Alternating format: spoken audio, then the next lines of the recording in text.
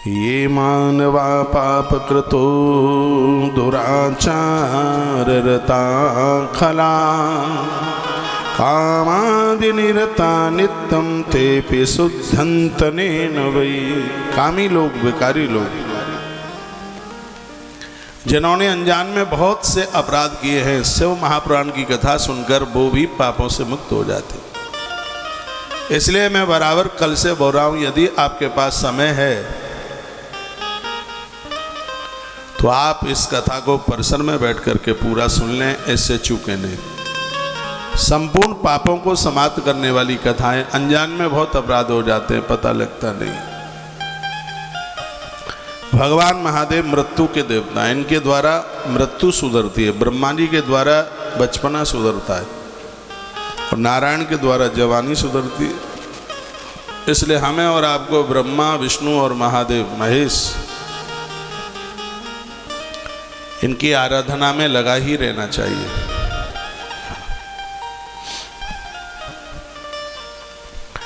तो सौनक ऋषियों ने महात्मा सूत जी को पूछा, कहा गुरुवर यह बताइए, किसी ने शिव महापुराण की कथा सुनी और उसका उद्धार हो गया, कोई आपके पास प्रमाण है क्या? हाँ प्रमाण है।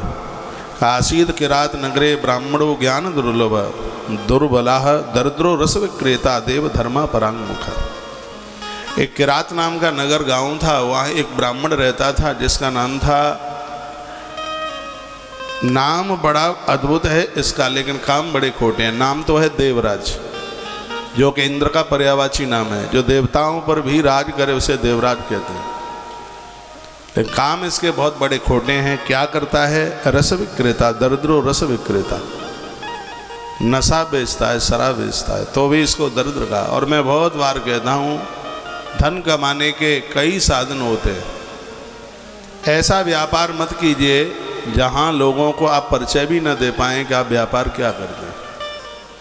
नाम है देवराज, काम बड़े खोटे करता है। सभी प्राण क्षत्रियान वैश्यान शूद्रान शापि तथा परान हत्वा नाना विषण्णैव तत्पधन अपहारतः। ऐसा कोई 4 वर्णों में से इसने लोग नहीं छोड़े जिनके घरों में डकैती ना इसने डाली हो, जिनका लूटा ना हो।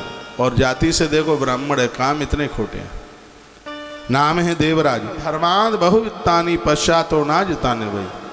अधर्म की भी कोई सीमा होती है। इसने इतना अधर्म, इतना अन्याय, इतना इसने अपराध किया। एक दिन की बात थी, क्या हुआ, बहुत सुनने लायक कथा है। मुझे शिव महापुराण में बड़ी फेवरेट कथा लगती है, इससे सीखने को बहुत कुछ मिलता है। पहले तो बंधुजन, माता ये बताइए, मेरी लैंग्वेज, मेरी भाषा आपकी समझ में आ रही है? हाँ, बात समझ में आनी चाहिए। आवाज पीछे तक सही है माइक की? धन्यवाद। तो एक दैक तड़ागे स्नातुम यातुम ईश्वरा वैस्या स्वभावतीं नाम दृष्ट्वा तत्रात विब्बला। एक दिन शराब बेच के आ रहा था, रास्ते में कोई सरोवर, कोई तड़ाग मिला, प्यासा होगा। सरोवर के पास पहुंचा, वहाँ इसने देखा कि बिना कपड़ों के एक स्त्री स्नान कर रही थी। गड़का थी, देह का व्यापार करती थी, संस्कार उसके पास थे नहीं। उसका नाम था शोभावती, सुंदर ज्यादा थी। हमारे ग्रंथ कहते हैं कि माताएं सार्वजनिक जगह पर स्नान करें या अपने घर बाथरूम में, यदि वस्त्र पहनकर नारी स्नान करती है तो उसके पुण्य बहुत बढ़ते हैं, बहुत ज्यादा बढ़ते हैं। नारी के स्नान की एक महिमा और एक विधि का वर्णन किया गया। नारी वस्त्र पहन करके, जो भी कोई पुरुष नारी को विवस्त्र देखता है, बिना कपड़ों के देखता है, दिन में उसने 10 गायों का भी दान किया होगा तो सगरे पुण्य क्षीण हो जाएंगे उसके। ऐसा हमारे ग्रंथों में लिखा है। तो यह स्त्री बिना कपड़ों के नहा रही थी और लुक लुक करके, छिप छिप करके उसको यह देख रहा था। इंद्रियां भड़कने लगी, अपने आप को नहीं रोक पाया। तत्राद विब्बलः दृष्ट्वा, विवल हो गया और उस स्त्री के पास पहुंच गया। स्ववसम धननम विप्राह ज्ञाता इष्टात सुंदरी। उस सुंदरी को देखकर कहने लगा, मेरे पास जितना पैसा है, धन है, वो सब मैं तुम्हें दे दूंगा। तुम मेरी पत्नी बन जाओ, तुम मेरी स्त्री बन जाओ। तो स्ववसम धननम विप्रा ज्ञाता अष्टाद सुंदरी, वो धन के द्वारा उस स्त्री को अपने बस में कर रहा था। देवराज ब्राह्मण बड़े कुकर्म और बहुत बड़ी गलतियां करने लगा। उसके माता पिता ने, पत्नी ने एक बार विरोध किया तो इसको इतना बुरा लगा कि रात्रि को सोते समय इसने अपनी पत्नी और माता पिता को मार डाला। कामी व्यक्ति क्या नहीं कर सकता। और इस देश में ऐसी बहुत घटनाएं घट रही हैं जो पुरुष दूसरी स्त्रियों के साथ जुड़े हैं, उन्होंने अपनी घरवाली को मार डाला। जो स्त्री दूसरे पुरुष के साथ जुड़ी है उस पुरुष का सहयोग लेकर के उसने अपने पति को मार डाला। ऐसी बहुत घटनाएं घट रही हैं, इसलिए बड़े सावधान रहने की जरूरत है। श्री शिव महापुराण में लिखा हुआ है कि जिस नारी के साथ आपकी 7 भामर पड़ी हैं वही आपका कल्याण कर पाएगी। ये बाजारू स्त्रियां तुम्हारा धन और तुम्हारे प्राणों को लेकर के भाग जाएंगी। भागवत में लिखा है स्त्री नाम नैवत विश्वासम, ऐसी स्त्रियों का कभी भी विश्वास नहीं करना चाहिए, वो कब मारक बन जाए। राइफल की गोली से आदमी बच जाएगा, लेकिन ये दुराचारणी स्त्री है, ये जिंदा नहीं छोड़ेगी। स्त्री नाम नैवत विश्वासम, ऐसी स्त्रियां विश्वास करने के लायक नहीं है बिल्कुल। इसने रात्रि को अपने माता पिता और इसने अपनी पत्नी को मार डाला। एक ही ईशावसत रात्रहु मातरम पितरम वधूम प्रसुप्तान्यवधि दुष्टो धनम तेषाम तथाहरत। माता पिता को मार डाला, पत्नी को मार डाला, धन पूरा का बुरा उस स्त्री को दे दिया। एक पात्रे सदा भोक्चित सवैश्यो ब्राह्मणान, इसके पास कोई गुण नहीं रहा, इतना बिगड़ चुका था। एक दिन की बात थी, देवराज इतना बीमार हो गया और घर से बाहर निकला, बड़ा परेशान था।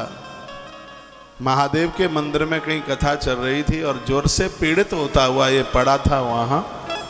और लिखा है इसमें, इसने कोई जान करके नहीं, अनजान करके वो कथा इसके कानों में जाती रही। देवराजस्य मासांते ज्वरेणा पीड़ितो मृता, 1 महीने तक पड़ा रहा वहाँ और कान से वो कथा के शब्दों को सुनता रहा। उसका परिणाम यह निकला कि जब देवराज की मृत्यु हुई तदा यमपुरी मध्य महाकोलाहल हुए। यमराज के दूत लेने के लिए इसको आए तो भगवान शंकर ने अपने गणों से कहा कि मेरी कथा सुनते सुनते मृत्यु लोक में कोई मौत को प्राप्त हुआ है, इसलिए उसको लेकर के आइएगा। यम के दूतों को से इस देवराज को मुक्त कराया गया और भगवान शिव के गण जैसे ही कैलाश पर लेकर के इसको रुद्र लोक में इसको ले करके गए तो भगवान महादेव ने इसको उठाकर अंक से भर लिया और अपने प्रमुख गणों में से एक गढ़ बना दिया।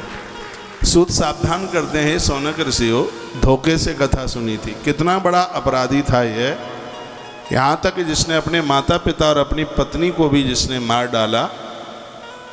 शिव महापुराण की कथा ने ऐसे अपराधी का भी उद्धार, आत्मकल्याण करा दिया। आज मैं अखबार में कल की कुछ न्यूज पढ़ रहा था, उसमें लिखा हुआ था कि धार की धरती पर पहली बार शिव पुराण की कथा हो रही है।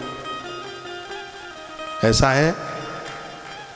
हाँ, आप बता रहे हैं इधर से प्रथम बार, तो मेरे लिए तो बड़ी एक विशेष बात है कि धार की धरती पर भगवान धारेश्वर महादेव ने और मेरा चुनाव कर लिया है और इस शिव पुराण की कथा को सुनने के लिए। आप तो सुन ही रहे हैं, हमने इस कथा का प्रमुख श्रोता है तो धारेश्वर महादेव को बनाया है, वो इस कथा को सुन रहे हैं। आज सोमवार है, मैं कथा के बाद उनका दर्शन करने के लिए भी जाऊंगा।